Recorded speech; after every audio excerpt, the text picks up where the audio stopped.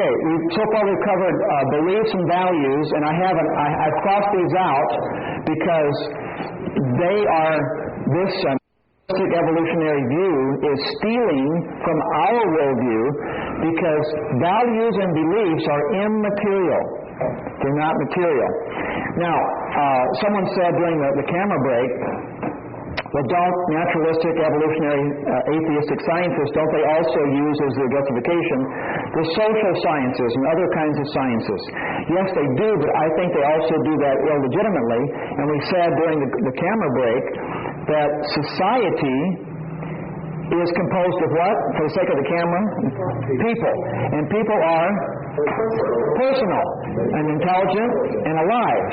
And physical particles, liquid gas, and dust particles are unintelligent, impersonal, non-living. They just are.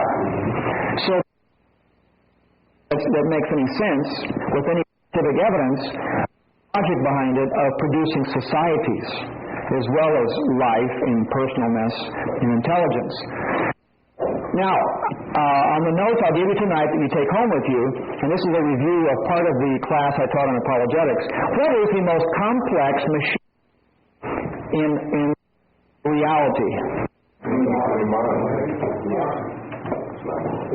Oh, wait, I'm sorry. Wait. I want to rephrase the question. Yeah, you're right. I'll rephrase the question. Okay, what is the simplest living machine? The simplest living machine. Okay, it's a one-cell germ with a name that long in Latin. Evelyn, what's that name? About that long? Obi-Wan, please tell me. Okay, there's a germ, okay? It's a one cell. Anybody here know the name of that thing? Okay.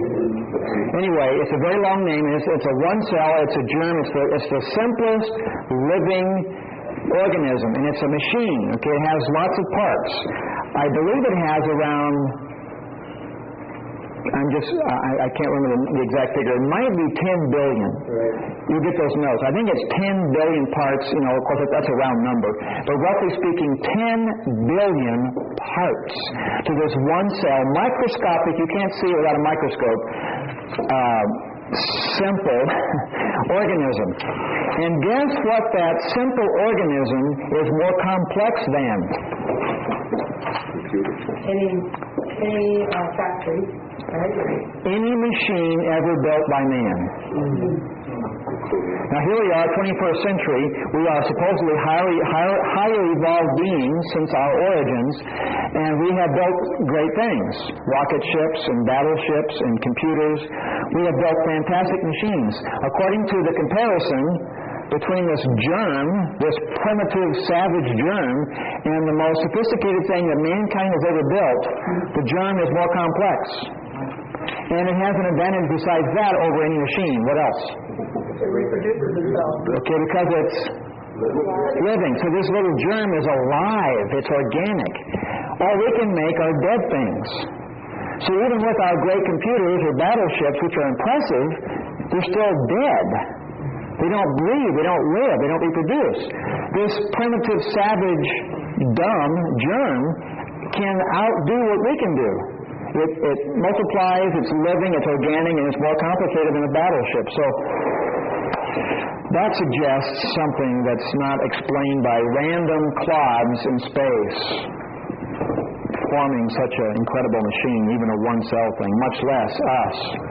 Okay, now we're moving on to faith. What about faith? Do naturalistic, atheistic, macroevolutionists have faith? Do they have faith? Look at this paragraph. I worked hard to make this paragraph to emphasize how much faith they have. Materialists / macroevolutionists have faith belief, not hard evidence and not logic. That, and here's why it's so fantastic what they believe, that somehow disorder produced order. That's correct. Somehow. They can't tell us how, but they just believe it did, by faith. Impersonal produced personal. Somehow. They can't show it. They can't prove it. Somehow, by faith, they believe it. Non-living produced living. Non-intelligence produced intelligence. Physical particles produce non-physical concepts. Non-emotional particles produced emotions. Mechanical behavioristic particles produce free will. Amoral, which means neutral morality, not good or bad, just no morality. Amoral particles produce morality. Random purposeless particles produced uniform purpose. For example, they would say all life seeks to live. Isn't that strange? If life is random in their view, then why do all things seek the same thing? What you should see, according to their view, is some seek to live and some don't. You should see all kinds of purposes and random activity, but what you see in life is this. Every living creature wants to keep living. It's uniform. It's consistent. That fits our root, because our God's the God of life. Of course, the curse changed that, but the intention of our God is life, that moves that way, because that's how He moves, from life to life. This is what their worldview should have, but it doesn't, strangely.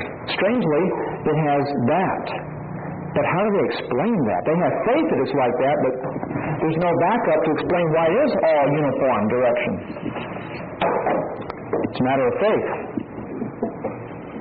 Keep reading. Non-theistic particles produce universal theism. Almost. I have a little wavy line there. Most human beings are theists. We saw it last night on the chart. Most human beings are theists. If we are all just dust, gas, liquid particles, why is it that most of us have this theistic belief?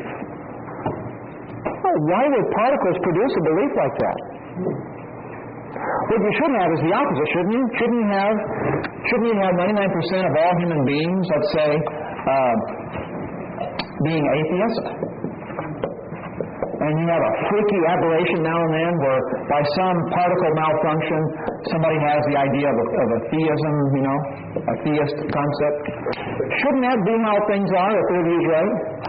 If we came out of this root, particles only, then shouldn't our particle brains, I'm still, giving them a lot of credit for even having brains, by this evolutionary scenario, but even if we have brains somehow, wouldn't we tend to think that way if our root is just cosmos dust? Am I making sense here?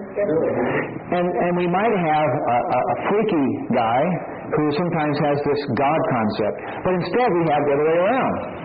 It's only in modern history that we have atheism. In the course of history, atheism has never existed until recently in human history, or at least it's a minority view at best.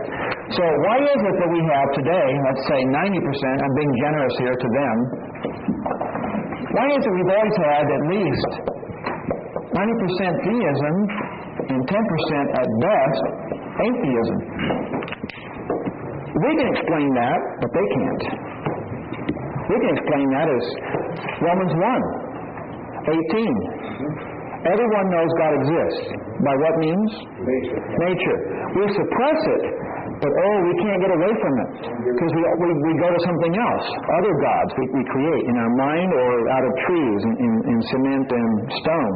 We create gods and idols and images because we are religious to the core, because we come from a God.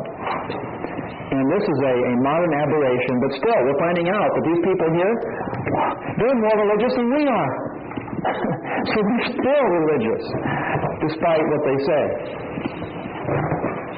Let's see a hand go up. Okay. Keep reading.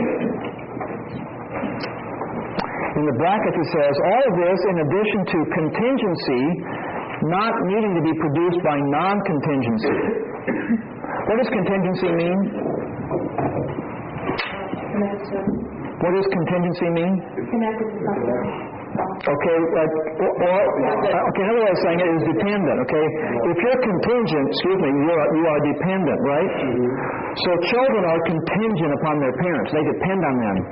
So, if you have taken my classes, and perhaps you know this from other classes, but everything we know about in the universe, besides God, and if we use the naturalistic evolutionary perspective, they would have to admit, if they're honest, all things we know of, everything, Saturn, Jupiter, animals, trees, everything we know of is contingent, dependent. Water is dependent upon what? Break it down. H2O. So you have to have H and 2 and O, or 2 of O. 2 of H, okay. 2 of H and 1 of O, is that how it is? Okay. Not Hawaii 5-O. I know where you're going there. H2O. Oh, that's interesting. Hawaii is an H word. But you have, so water could not exist without H2O, right? Guess what H2O depends on? Certain arrangements of protons, electrons, neutrons. And guess what neutrons depend on? I mean, you can keep on going. Quarks, and we'll find out someday, I'm sure, that quarks depend upon something, smaller than them. And they're all arranged in certain ways. So everything's dependent. And of course, we are dependent upon parents to give birth to us, and they're dependent upon their parents. And Adam and Eve were dependent upon some way for them to exist, because they're also dependent. So everything's dependent. So that means, in our view, all things point to, ultimately, why? Why God? Because, in our view, God is non-dependent. You have to have, if things are all dependent that we know of, they can't be here without something that's non-dependent, that's eternal, that doesn't mean anything. You have to have something to explain all these things that depend upon something. So if leaves depend upon, well, let's go a step at a time. Leaves depend upon twigs. Twigs depend upon branches. Branches depend upon trunks. Trunks depend upon roots. Roots depend upon soil. Okay, you keep going forever, you end up with something somewhere at the bottom of all this that's not dependent, right? Okay. And it has to be, again, intelligent personal living. They haven't got that. All they got are mindless, dead, chaotic particles. And of course, those particles are dependent, so they still haven't answered the question. These particles need something to be there, especially to organize. So you need an order, you need a creator of particles, you need a mind to order the particles, and so forth. So they cannot. So what do? They don't admit this, but they have tremendous faith. So who has more faith, we or them? We are midgets compared to them. They are faith giants.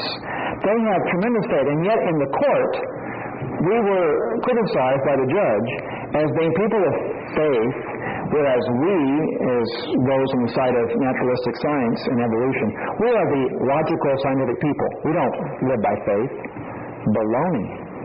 They live by faith more than we do. Isn't this evidence? They live by faith? But in their logic, pathological. They stop early in the process so that they don't expose the whole.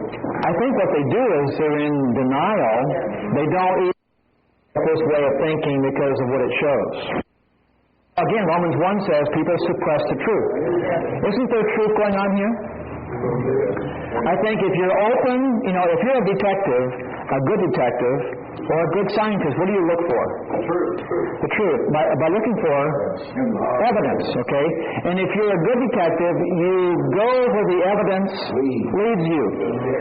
You might not want to go where the evidence leads you, but if you're open, you'll go where the evidence leads you. And whatever the evidence points to, that's what it points to. That's all we're asking for of these people. But I'll show you a quote in a minute or perhaps it's on the other handout. It may be in this handout or the next one that you'll have tonight. But there's a quote from an evolutionary atheistic scientist who even admits in one interview, it's a very, very rare interview, he admits that they don't even want to think about going that direction.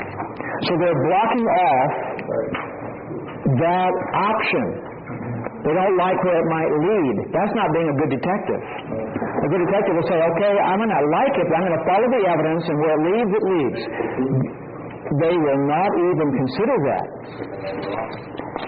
That's a childish behavior to do that. Where's that quote here? I think I have it. You'll have it in your hands, but I'd like to read that now for the sake of our being here in the camera. Here it is. It's from Harvard biologist Richard Lewontin. Am I saying that right? You ever heard of him? Richard Lewontin, if I'm saying it right. Harvard. This is sad because Harvard once upon a time was what? Harvard was a seminary, an evangelical, Bible-believing seminary once upon a time. Now it's a far cry. Harvard biologist Richard Lewontin says this, quote, "We have a prior commitment." That means a presupposition, an assumption, without looking at the evidence. We have a prior commitment to materialism. It is absolute, this commitment, for we cannot allow a divine foot in the door. See that? Even if there was one, they can't allow it. He's admitting it. This is a quote. We cannot allow a divine foot in the door. Design, this is in terms of intelligent design, which implies a creator. Design is ruled out due to science itself being defined as applied materialistic philosophy. But the Kansas Board definition, I'm sorry.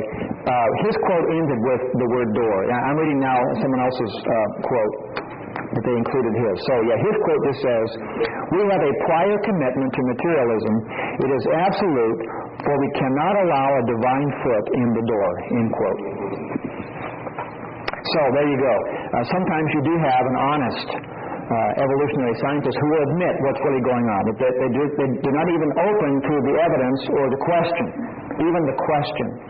Could there be another explanation for why things are? Okay. Allegiance. Oh, wait, one more thing. On your handout there, at the bottom of that paragraph under faith, this is what we read from Philip Johnson, who's done a lot of work on assessing the writings of atheistic naturalistic evolutionists. His conclusion is, here in the quotation marks, what their view really is, in essence, but they'll never admit it, is Philosophy 101. Like a college course, Science 101, Biology 101. What they really are teaching is Philosophy 101. What they have is not science, but philosophy, and it's a bad philosophy. Or, I think now the evidence shows, we could also say they are guilty of being teachers of Religion 101 as well. Religion 101. Not evidential science. At best, they're scientific theorists. At best. Theorists. Okay, next category, allegiance. Materialists/macroevolutionists have a very strong commitment, italicized or quotation mark, commitment, dedication, allegiance, faithfulness to this view, just as others are zealous or, quote, religious about their adopted views.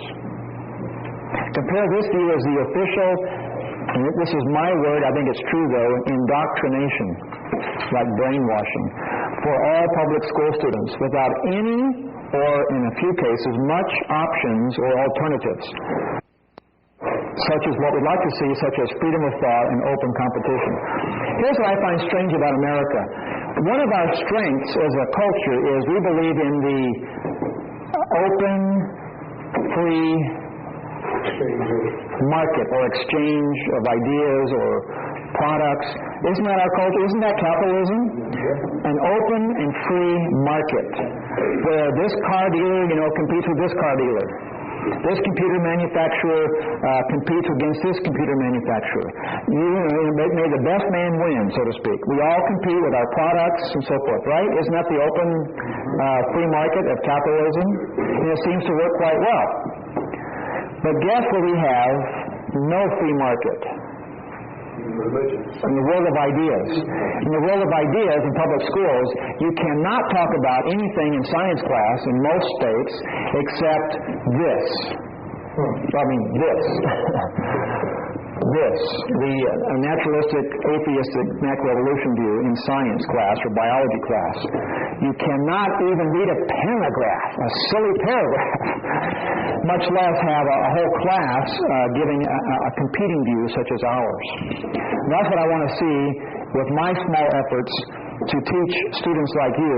I hope we can all find a way together to change things and have a real American school that has an open, free market of competing ideas.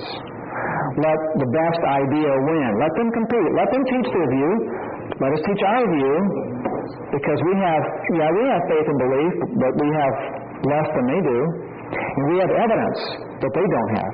So we at least are deserving of equal opportunity to compete in class. Wouldn't you agree? Yes. In all public schools. Because they have an allegiance. They have a commitment to their view that's very zealous. Very zealous. I mean, they'll spit and cuss and fight you on this. That's how dedicated they are to this cause. They are religious fanatics.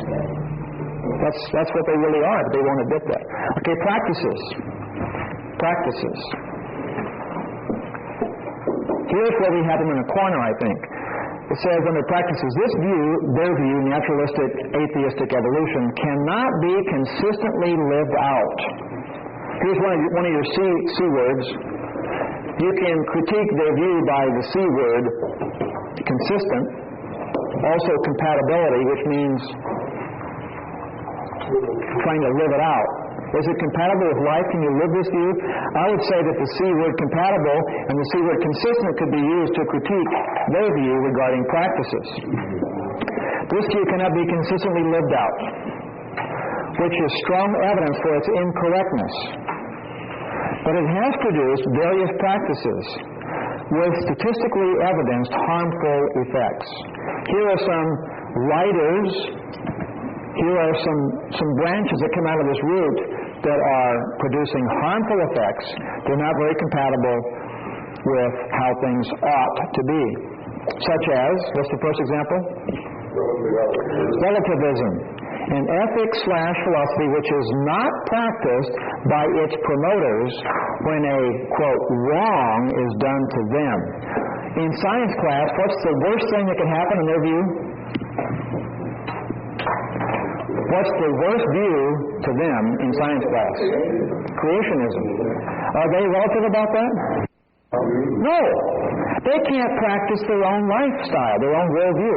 Their worldview is relativism, at least so they say. And yet when it comes to science class, they're not relativist at all. Our view is not as good as theirs. They wouldn't say, well, yeah, creationism, naturalistic evolutionism, that's all relative. Okay, teach both. It's all relative. Your view is as good as ours. It's relative. No way do they do that. They say, that's wrong. Is that relativism? That's wrong? They can't say that's wrong, but they do. So they can't live their philosophy. Can we live ours? If we say, that view's wrong, that view's right. That's how life really is. That rattlesnake is dangerous. This one's not. That's not relative. Well, relative doesn't work. That roadside bomb is a bad thing. This non-roadside bomb road is a good thing. I'm going to walk here. That's not relativism. We have our philosophy. Ours is livable. Theirs, you can't do it. That shows that it's wrong. It's not the truth. It's almost like they're saying there's no gravity, but they keep falling down when they jump out of trees. They can't live what they say. We can live what we say. We say life is not relative, at least mostly. Okay, what else is an example? Value-free education. Value-free education. Is their view value-free? No. No, they have a very big value that life came from this only, and it didn't come from a God. They have values, and yet they say we should teach value-free education. The value is that if it cannot be proven physically, it doesn't exist. Whatever, yeah. I mean, they have their justification. Well, what do they usually mean by value-free education? Not imposing your view on your views on anybody else. Okay, but what category do they usually say is value-free? Ethics, morals. Ethics, morals. So they would say, if you want to gamble, gamble. If you want to have extramarital sex, have extramarital sex, or be, and be promiscuous if you want. You can be a hedonist if you want. It's, it's value free. You define your own right and wrong, but there is no universal right and wrong. But yet, do they have universal right and wrongs in some categories? Our view is, to them, wrong. Okay? So they're not value free. They cannot be consistent. Consistency is not a value. Well, okay, he said to them, consistency is not a value, but it is in some cases. Aren't they saying that this is the only consistent way to have science? Yes. We should consistently teach only naturalism in science class, so they're trying to be consistent. So that they do show it in some cases it is a value when it favors their view. So they cannot consistently be what they should be.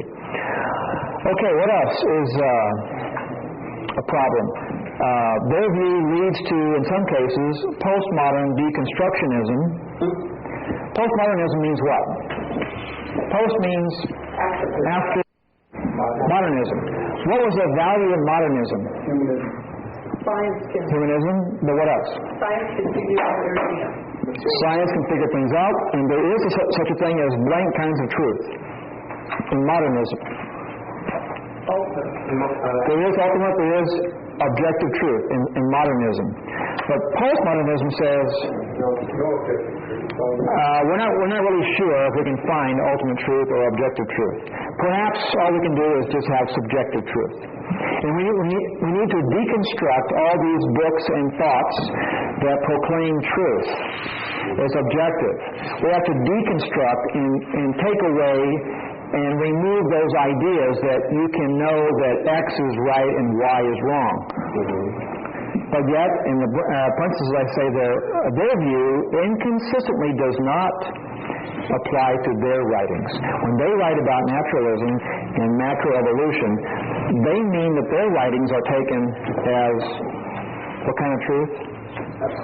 Absolute objective truth. They would never say, well, I'm just being subjective here. I teach science class, but it's all subjective. No, they don't apply that to themselves, so they can't live that consistently either. What about behaviorism? This is one that they really are embarrassed about. The last italicized word is behaviorism. Why is behaviorism a logical result of their root? Big bang, dust, gas, liquid particles bouncing around randomly. How does that logically lead to behaviorism, which they don't like the fact that it leads there? What is behaviorism? It's personal. Proposition of behavior can be researched scientifically without recourse. Can you say it in English? Leslie, what were you saying? I wanted you to define it. I don't know what it means. Yeah, I'm asking you first. Can someone please define behaviorism? Anybody here take psychology? In psychology class, this is taught behaviorism. The record, I haven't had psychology, but I believe I can give you a little good guess at it. It's the recorded pattern of behavior in human beings. Okay, the recorded pattern of behavior in human beings. But let me switch gears to philosophy. In philosophy class, this might be a better way. In philosophy, how is behaviorism defined? Does that help anybody?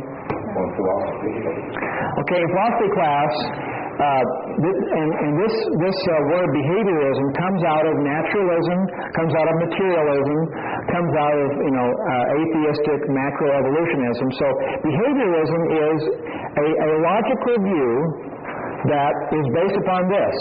If this is what life is at the most original state,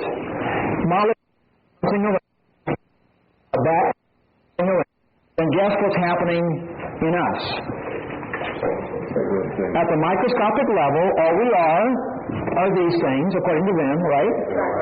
So like our brain is a bunch of pool balls bouncing around. When you play pool, when you hit the cue ball and the cue ball hits the other balls, do those balls have a choice where they go? Isn't it a matter of physics? Since they're physical, they follow the laws of physics. So you hit the cue ball, like the Big Bang. So the cue ball on the pool stick is Big Bang, okay? So life began for them like Big Bang, in our view, as God's means, but in their view, the Big Bang began, and once the balls are banging off because of that, are they thinking about where they go? No. Do they have free will? No. Okay, they just move how they move, right? It's all a byproduct of the free will. Okay, so they say that that's what's happening in all of life. Everything is material product, material atoms, and in your brain are pool balls since the Big Bang began, have been bouncing around. So when I turn left, do I have a choice? No. No. The pool balls banging around make me go left. Oh, now I'm going right.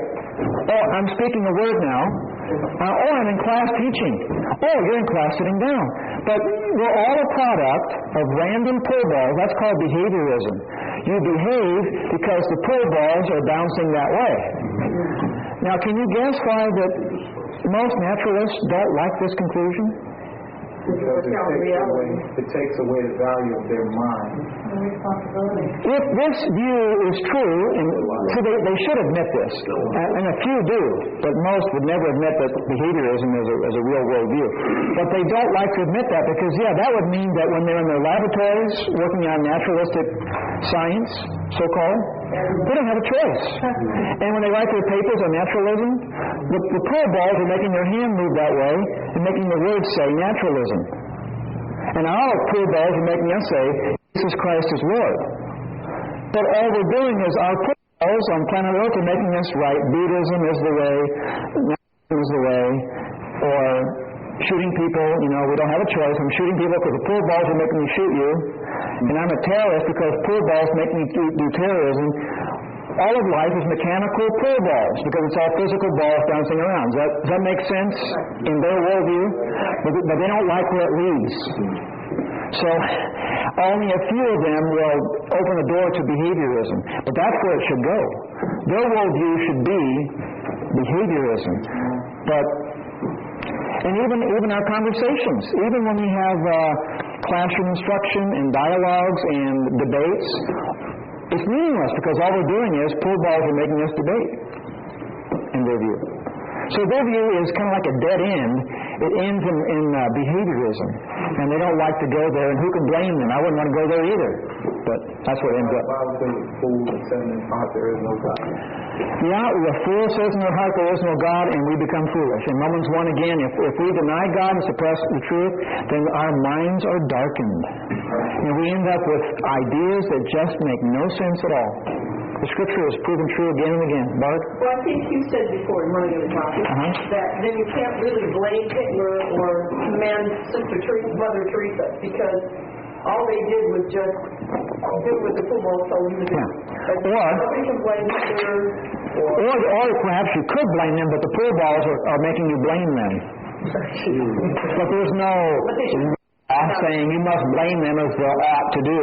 There are no oughts isn't ought not. Blame, non-blame is just pool balls. And Hitler killing or not killing is pool balls. So. Okay, so I think this paragraph shows that they're religious, more so than we are. Okay, and finally, holy books and people. like all religious type views, materialistic macroevolutionism has not only a, quote, creation story, which they do have, so to speak, like the above, but also special, quote-unquote, sacred type sources, books and their people, like Origin of the Species, Charles Darwin, The Cosmos, Carl Sagan. By the way, did I mention that Carl Sagan believes in billions and billions? Did I mention that? I'm getting a bigger laugh each time with that. Love you.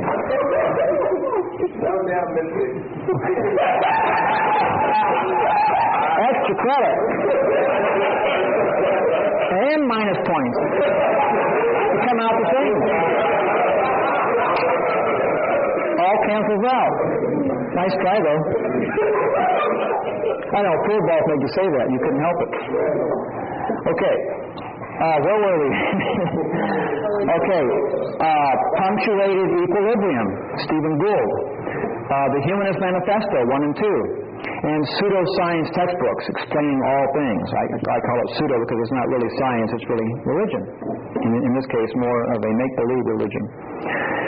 So, I think we talked about that before, that they do have their holy books, they have their holy people that are their high priests. Now, go back to the first sentence under this paragraph, creation story.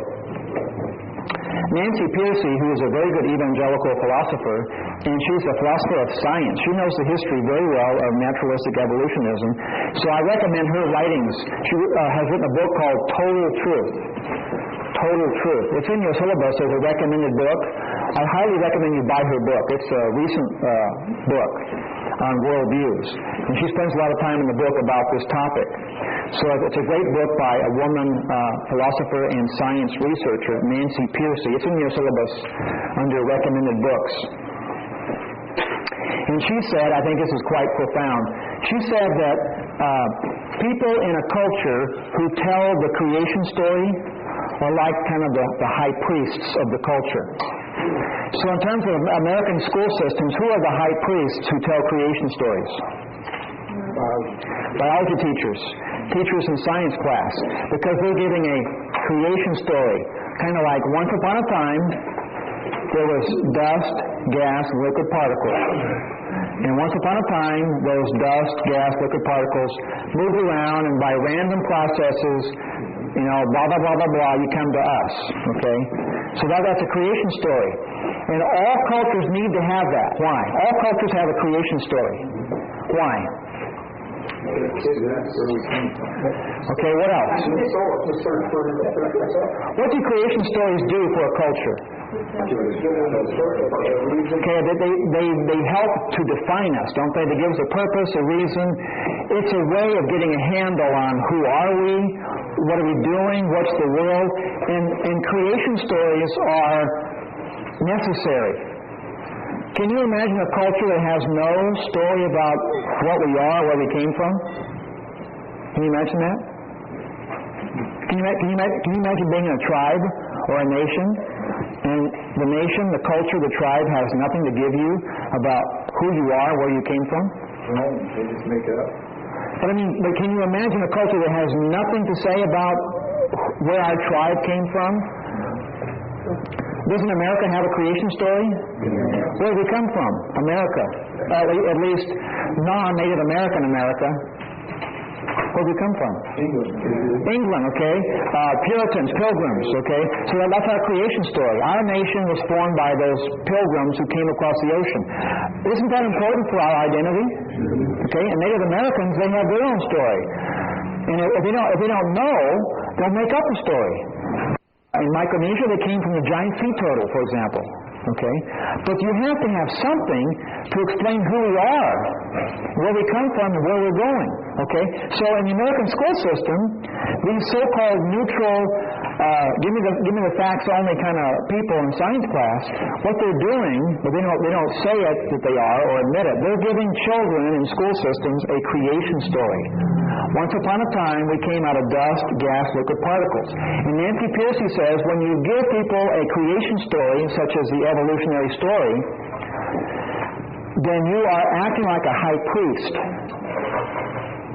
You're giving the people purpose, direction, identity. And guess what the purpose is if you play out the logic of naturalistic random evolution? Guess what the purpose of life is? There isn't a purpose. The purpose is just do what you want and grab all the gusto because when your body dies, that's it. Or they would say the purpose is to survive. But isn't that an ought? You ought to survive? Yeah. And they can't have oughts fairly. They have oughts unfairly. That all ought to survive. So when Darwin says all things ought to survive, he's cheating. Because there are no such things as oughts and ought-nots in their worldview. They're cheating and taking that from our worldview. So look at the last paragraph where it says yet in dark print. Yet, back to this court case in Dover, just this last December. Yet, for example, the December 2005 decision regarding the added teaching of intelligent design that they don't like, the suggestion that we add intelligent design to the public school teaching. Here are the conclusions from the judge. 1. ID, intelligent design, which is a manner of speaking creationism, at least in our view of how it should be. ID cannot be taught in science class because ID cannot uncouple itself, this is a quote, ID cannot uncouple itself from its creationist and thus religious antecedents. We can't let this be in our school system because it's religious. So, are you convinced from this demonstration that they are equally, if not more religious than we are? They have all the things that religion has. Beliefs, values, faith, allegiance, practices, and so forth. Okay? And look at the Random House definition of religion. They are exactly like Random House Dictionary says, and that's a secular source, Random House Dictionary. Okay? So number 2, they say in the court decision, ID, intelligent design, violates the First Amendment. Look below there. I have that written down for you. Below there I have the First Amendment. There shall be no governmental establishment of one official religion/church. But focus on the word religion. The government cannot officially establish one religious view. Is the government today, is the school system today establishing one religious view? Yes, this is religious, and this is the only view so far allowed in most schools. So this is against the First Amendment. What's happening in America today is against the First Amendment. It's hypocritical of them to say, we cannot teach our view because it's religious. Okay, our view is religious. We're being honest. They're not. Their view is equally religious. And yet they have a monopoly which is against the First Amendment. Look at the next line under that First Amendment. And the First Amendment says, and no prevention of the free exercise thereof. In other words, the First Amendment says you are not to prevent the free exercise of religion. Guess who's being prevented the free exercise of religion in science class? We are. And we do have evidence, scientific evidence, to support creationism and intelligent design. We have evidence on our side. They have no evidence on their side. That's irrelevant. Pardon? It's irrelevant. The evidence is just we deserve an opportunity. Yeah, even without evidence, since they have no evidence, even if we did not, we should still have the right to present our non-evidential view as opposed to their non-evidential view. Theory against theory, at least. But if we have evidence, how much more should we be in there, which we do have? Okay, now back to the paragraph above. Number 3, in this court decision, promoters of the view, our view, or a view like ours, were accused of religious motivation. As if they're not. As if they're not. Yet, number 4, Darwinism, according to the judge, and related, is an, quote, entire secular worldview. They think it's secular, non-religious, but, again, it has many religious aspects. Many, more than ours. So what we have today is hypocrisy and unfairness and a violation of First Amendment. So, is this page coming through clear? What's going on? Do you see how religious they are?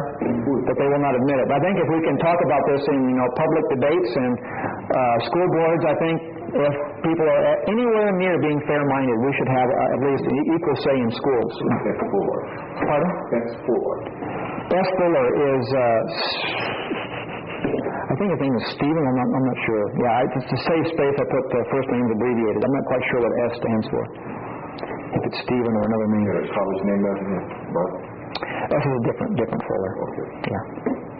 Okay, at the bottom of the page says that America today, how are the minutes going here? We've got 5? 6? Okay. Bottom of the page says 21st century Americanism. This is how, you ever thought about this? The answer is already there. I'm sure you've already seen it, but have you ever tried to define the essence of our culture today? If you had to define in one word, what is America? Would you say Disneyland? Lost. Would you say lost? Would you say America is materialistic? America is capitalism, democracy? Here's what I suggest is what we really are in one word. And if you listen to President Bush, I think he uses this word the most to describe American culture. America is a land of freedom. Or I'll call it by a philosophical expression, freedomism. Would you agree that that's a large part of our culture? That we emphasize freedom, okay? Which is a good thing up to a point. That's one of our strengths. We have a legacy of freedom. But I think, though, that what we have here is an extreme kind of freedom, or in some cases, less freedom than we should have. In the school system, we have less freedom than we should have. In other ways, we have more freedom than we should have. What's an example of having more freedom than we should have? Pornography. Okay, pornography. Immoral lifestyle, okay? I think we've gone beyond the boundaries of proper freedom. So people think censorship is a dirty word, but censorship is appropriate at times. So I think our freedomism is too freedom in some cases, like immorality, and not as free in other cases, like public school system. But in theory, though, our country does stress freedom, doesn't it? And yet, there's little or no restrictions except for, I mean, we are so free in many ways, apart from this example, except for what I call body laws. And I think I will mention this coming up after our break. But America has body laws, meaning if you hit my body with your fist or shoot my body with a gun, that's bad in America, isn't it?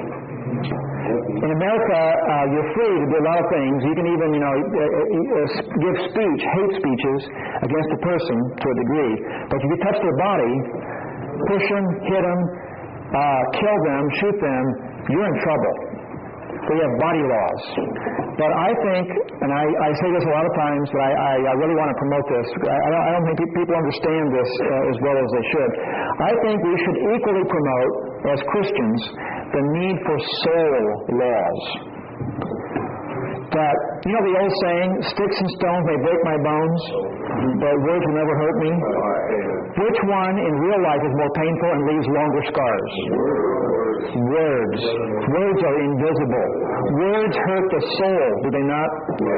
Words hurt your mind, emotion, will, and they leave you psychologically damaged for life sometimes.